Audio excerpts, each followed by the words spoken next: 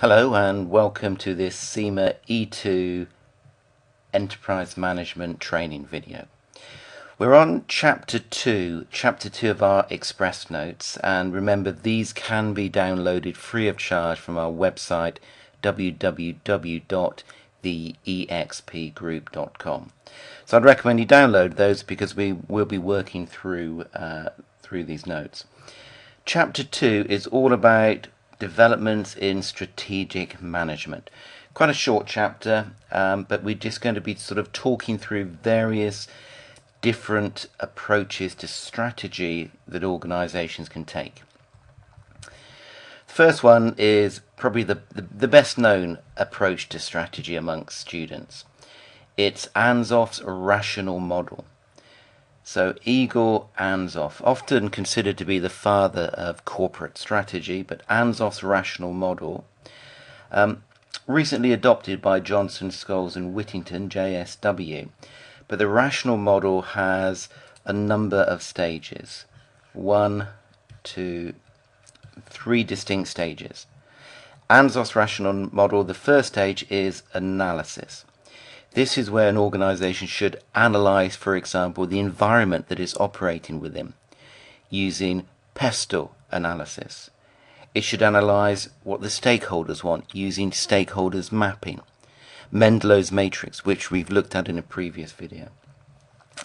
So we sort of analyze who are the stakeholders, what do they want, where are we operating, what environment are we operating in, what resources do we have, and so on. And then we come to the choice. And the choice is, okay, what are the options going forward for this organization? What can we do?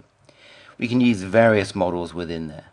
We can use SWOT analysis, for example, to identify any opportunities that may be out there. We can use Porter's generic strategies, so we can approach it on a cost leadership basis or a differentiation basis as to the way forward.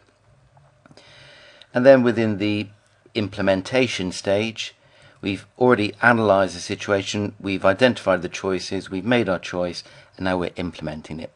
And certain parts of the syllabus that fall within the implementation stage could be the marketing angle to it, or change issues as well. Okay, so that's Anzoff's rational model. If you go down to page 15 of our notes, and here we identify a number of other possible strategic approaches. The first one here on this page is Mintzberg's emergent strategies. Now, this is based on a lot of research into Honda, the motorbike company Honda, and their approach into the American market back in the mid-1900s. Now, what this is arguing about is saying that few strategies will result in outcomes exactly as planned. And instead, what will happen, strategies will emerge and they'll develop as the strategy evolves. So instead of having the rational model of analysis, choice, implementation, we have a strategy which emerges over time. Next one, Lindblom's incrementalism. This argues that strategy should be based on small incremental changes over time rather than a limited number of bigger strategic exercises such as you would find in the rational model.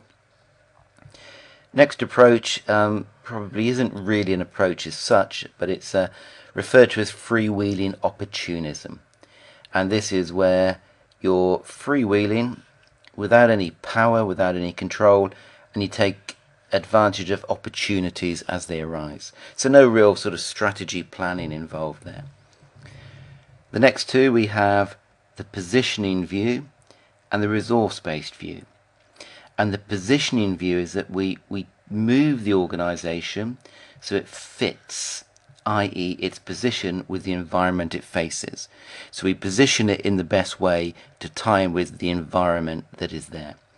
Resource-based view really looks at it from a different angle and says what works best with the organization's resources.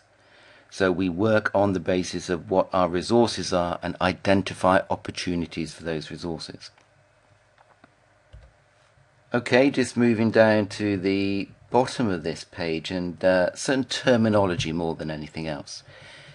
And this is talking about the different levels of strategy within an organization. And the strategy hierarchy has at the top corporate strategy, business strategy, and functional strategy at the bottom. Now, corporate strategy, as we say here, it covers the big picture, the big view of the organization. It states what business or what businesses should this organization be in. The business strategy is in effect saying how an organization approaches the market. And we will use what is known as strategic business units, SBUs, for undertaking how we approach the market. And the business strategy involves the strategies within those strategic business units. And then finally, the lower level is the functional, sometimes referred to as operational strategy. And that covers more the strategy involved in the day-to-day running of the business. So examples we've got here would be marketing strategy, IT, human resource management strategy. Important to note, though, that if we're looking at, for example, the marketing strategy, that supports the corporate and the business strategies. So the lower level strategy should support the higher level business and corporate strategies. Okay, that was quite a short chapter, but thank you very much for listening to the video. Thank you.